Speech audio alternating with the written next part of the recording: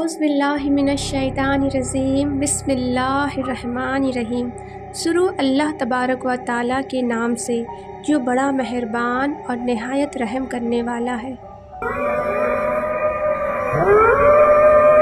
بھوت پریت بدرو، یہ نام اکثر انسانی ذہن میں آتے ہی ایک ڈراؤنی اور خبائثی شخصیت ذہن میں آتی ہے، کیونکہ موجودہ میڈیا نے انسان کو اس قدر گمراہ کر رکھا ہے کہ جو نہیں ہے اس کو اتنی خوبصورتی کے ساتھ یہ میڈیا والے پیش کرتے ہیں کہ انسان جس کی طاق میں شیطان ہمیشہ ہر راہ میں لگا ہوا ہے، وہ فوراً شیطان کے ڈالے گئے اس وسوسے کے تحت اس جھوٹی باتوں پر فوراً یقین کر لیتے ہیں کہ یہ جو دکھایا جا رہا ہے وہ ایک دم 100% سچ ہے، جبکہ سچ تو صرف قرآن اور حدیث میں موجود ہے، جسے پڑھنے کا کسی انسان کے پاس شاید ہی وقت ہو۔ اس سچ پر انسان یقین نہیں کرتا۔ انسان کی مصروفیت نے اسے دن سے اتنا بیگانہ کر رکھا ہے کہ نہ اس کے پاس پڑھنے کا وقت ہے نہ سمجھنے کا وقت ہے۔ ہمارے اور دیگر کئی ملکوں میں یہ عقیدہ قائم ہے کہ انسان کے ساتھ ساتھ اس دنیا میں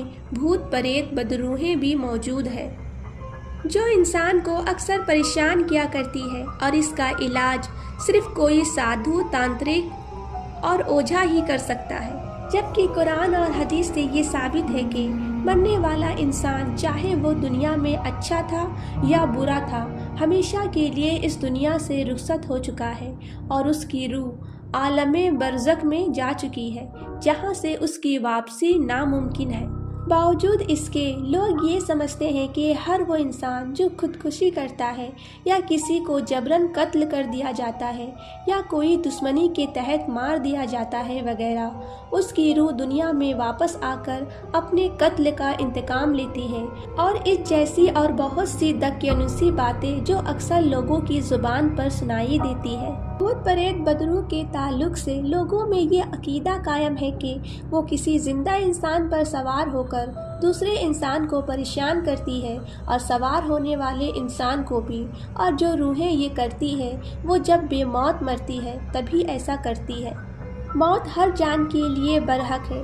اور کیونکہ ہر جاندار اس لیے پیدا ہوتا ہے کہ اسے موت آئے، جیسا کہ قرآن سے ثابت ہے کہ ہر جاندار کو موت کا مزہ چکھنا ہے۔ موت ہر جان کے لیے حق ہے اور اسے آ کر رہے گی۔ انسان کی موت کا جو تصور اللہ نے قرآن میں بیان کیا ہے اس پر ذرا غور فرمائے۔ اے رسول، آپ کہہ دیجئے کہ ملک الموت جو تمہارے اوپر تعینات ہے وہ تمہاری روحیں قبض کرے گا، اس کے بعد تم سب کے سب اپنے رب کی طرف لوٹائے جاؤ گے۔ اور کاش آپ دیکھتے جو فرشتے کافروں کی جان نکال لیتے تھے اور روح اور پشت پر کوڑے مارتے تھے اور کہتے تھے کہ جہنم کے عذاب کے مزے چکھو، تو جب فرشتے ان کی جان نکالیں گے اس وقت کیا حال ہوگا کہ اس کے چہرے اور اس کی پشت پر مارتے جائیں گے۔ قرآن کی یہ آیتیں ان بد نصیبوں کے لیے ہے جو دنیا میں اللہ کے حکم کی نافرمانی کریں گے، اور جب ان کی روحیں ان کے جسم سے نکالی جائے گی تو انہیں نہایت ہی تکلیف کے ساتھ اس کے جسم سے الگ کیا جائے گا، ساتھ ہی موت کے فرشتے ان کو ماریں گے بھی، جو بہت ہی تکلیف دہ ہوگا، اور ایسی بدروحوں کو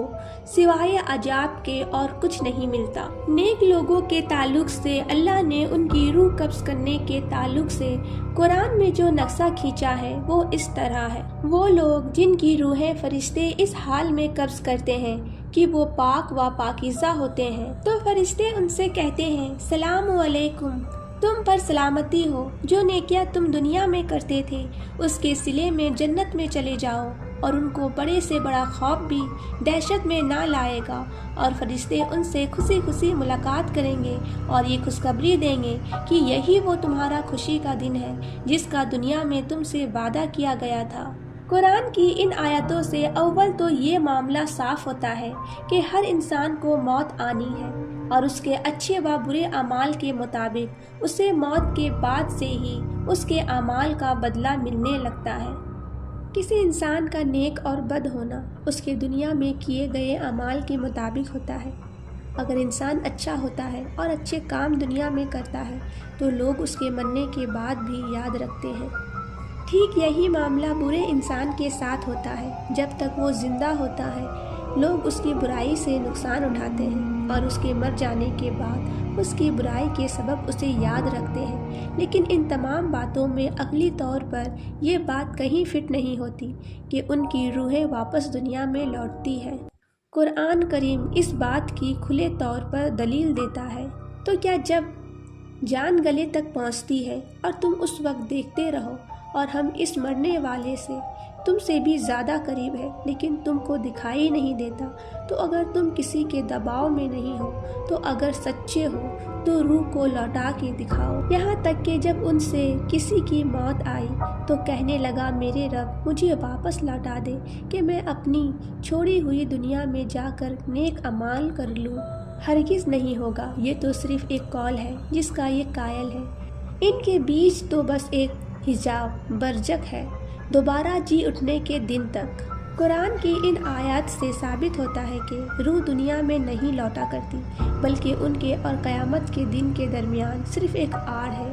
جب وہ دوبارہ زندہ کیے جائیں گے۔ قرآن کے ان کھلی دلیلوں کے باوجود بھی اگر کوئی انسان یہ عقیدہ رکھے کہ روحیں جسموں میں یا کسی دوسرے کے اوپر سوار ہوتی ہے، کیونکہ اللہ تبارک و تعالیٰ نے انسان کے راہ ہدایت اور اس کی زندگی کے تمام معاملات پیدا ہونے سے لے کر مرنے تک قرآن میں واضح کر دیا ہے، اور ساتھ ہی نبی کریم صلی اللہ تعالیٰ علیہ وسلم کے ذریعے زبانی یہ تمام معاملات صاف کر کے بتا دیے گئے ہیں، تو اب ان میں کوئی لا علمی اور شک کی کوئی گنجائش باقی نہیں رہتی کہ لوگ خود کوئی عقیدہ بنا کر اس پر عمل اور یقین کرنا شروع کر دیں۔ برے لوگوں کے تعلق سے اللہ تبارک و تعالیٰ نے فرمایا کہ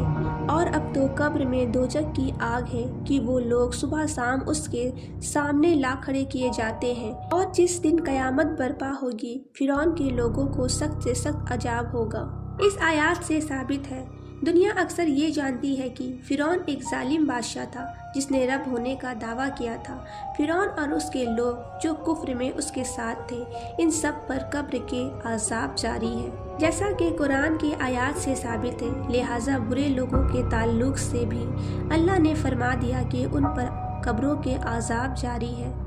جب برے لوگوں پر قبر کے عذاب جاری ہے تو پھر ان برے لوگوں کی بدروحیں کیسے دنیا میں واپس آ کر لوگوں کو پریشان کر سکتی ہے، جبکہ وہ خود اپنے مرنے کے بعد سے اب تک اور قیامت کی صبح تک قبر کے عذاب کی پریشانیوں میں مبتلا رہیں گے۔